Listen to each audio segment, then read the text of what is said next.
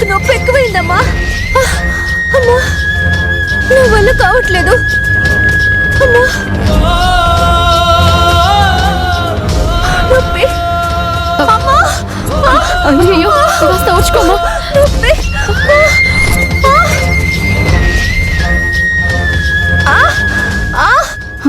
కొంచెం ఓర్చుకోమ్మా. నొప్పి.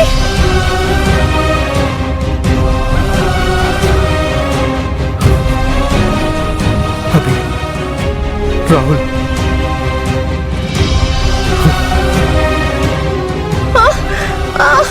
అయ్యో నొప్పులు వస్తున్నట్టున్నాయి. అయ్యో అప్పుడే నొప్పులు మొదలయ్యాయా? నిండు గర్భిణి అమ్మా. నేను బస్ ఎక్కినప్పుడే అనుకున్నాను ఏ క్షణంలో అయినా నొప్పులు రావచ్చని. అనుకున్నట్టే అయింది. కాస్త ఓర్చుకోమ్మా. పాపం, దారి మధ్యలోనే నొప్పులు ఏం వచ్చాయి. కాదమ్మా, కొంచెం ఓర్చుకోమ్మా.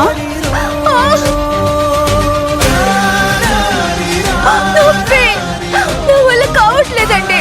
అయ్యో ఎక్కువైపోయాయి. అమ్మా, ఏదో ఒకటి చేయండి అమ్మా. అమ్మా. అమ్మా.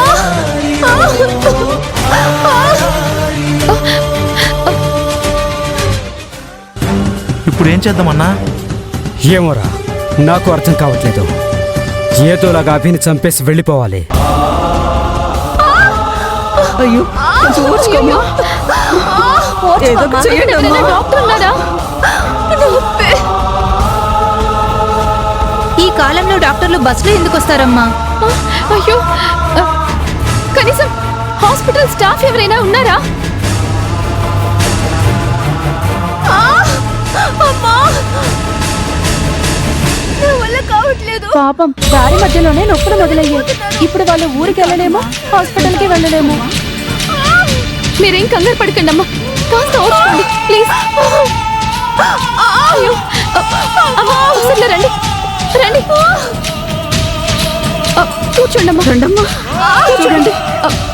నొప్పి. అమ్మా కొంచెం ఓర్చుకోతండి, కొంచెం ఓర్చుకోమ్మా.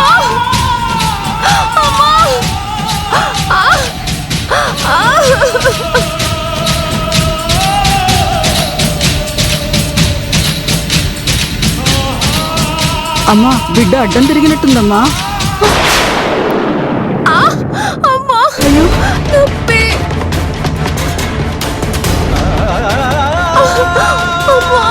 ఏం కాదమ్మా, అమ్మా, అభి. కూర్చో కాస్త. మీ నాన్న ఒక మంచి ఆయుర్వేద వైద్యులు. ఆయన రక్తానివి నువ్వు. ఈ బాధ్యత నువ్వే నెరవేర్చాలమ్మా. నువ్వు నెరవేర్చగలవన్న నమ్మకం నాకుందమ్మా.